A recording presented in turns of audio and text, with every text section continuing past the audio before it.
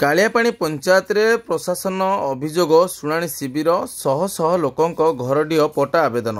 ସୁକିନ୍ଦା ତହସିଲ ଅନ୍ତର୍ଗତ କାଳିଆପାଣି ସର୍କଲର ଓଡ଼ିଶା ଖଣି ନିଗମ ଓଏମସି ଲିଜ୍ ଏରିଆରେ 30 ରୁ 50 ବର୍ଷ ଧରି ବସବାସ କରିଆସୁଥିବା ଶହ ଶହ ପରିବାର ମଙ୍ଗଳବାର ଦିବା 10 ଘଟିକା ସମୟରେ ଘରଡିହ ପଟ୍ଟା ପାଇଁ ପ୍ରଶାସନ ପାଖରେ ଭିଡ଼ ଲଗାଇଥିଲେ।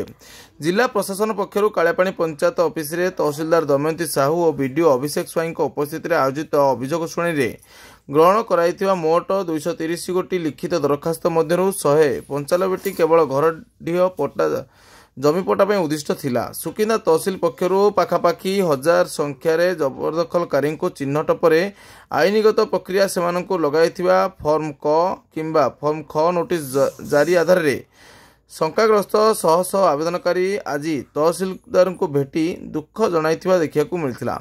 ଶତାଧିକ ବ୍ୟକ୍ତି ମୌଖିକ ଭାବେ ସମାନ ଅଭିଯୋଗ କରି ସାଧାରଣରେ ସେମାନଙ୍କ ଦୟନୀୟ ସ୍ଥିତି ବଖାଣିଥିଲେ। ଏ ସମ୍ପର୍କରେ ତହସିଲଦାର ଦମୟନ୍ତୀ ସାହୁଙ୍କୁ ସ୍ପଷ୍ଟ ଉତ୍ତର ରଖି କହିଥିଲେ ଯେ ବିଭାଗୀୟ ମାନଦଣ୍ଡ ଆଧାରରେ ଗରିବ ଭୂମିହୀନଙ୍କ ପ୍ରତି ପ୍ରଶାସନର ସ୍ୱତନ୍ତ୍ର ଦୃଷ୍ଟି ରହିଛି।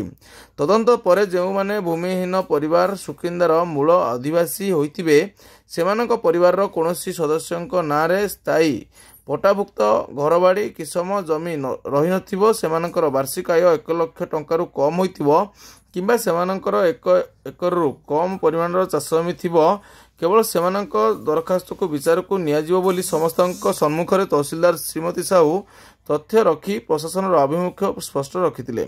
ଶିବିରରେ ସୁକିନ୍ଦା ବ୍ଲକ ଶିକ୍ଷା ଅଧିକାରୀ ନାରାୟଣ ଦାସ, ଡକ୍ଟର ସତ୍ୟନାରାୟଣ ମହାପାତ୍ର, ସିଡିପିଓ ଭାନୁମତୀ ବେହେରା, ସାଧାରଣ ଜନସ୍ୱାସ୍ଥ୍ୟ ଅଧିକାରୀ ରଶ୍ମିପ୍ରଭା ଖଟୁଆ, RWSS ଯନ୍ତ୍ରୀ ଇଞ୍ଜିନିୟର କାର୍ତ୍ତିକ ଚନ୍ଦ୍ର ଦାସ, ଯୋଗାଣ ଅଧିକାରୀ ଦେବାଶିଷ କର, ରେଞ୍ଜର ଦେବେନ୍ଦ୍ର ମାଝୀ ପ୍ରମୁଖ ଉପସ୍ଥିତ ଥିଲେ। ଜିଲ୍ଲା ପରିଷଦ ସଭ୍ୟା ଶ୍ରୀମତୀ ଜେମା ଚାକି, ସରପଞ୍ଚ ବିକାଶ କୁମାର ପାତ୍ର, ସମିତି ସଭ୍ୟ ସାଲୁକ ହନହାଗା, ନିର୍ବାହୀ ଅଧିକାରୀ ଗୌରହରି ବେହେରା ଏହି କାର୍ଯ୍ୟକ୍ରମରେ ସହଯୋଗ କରିଥିବା ଦେଖିବାକୁ ମିଳିଥିଲା।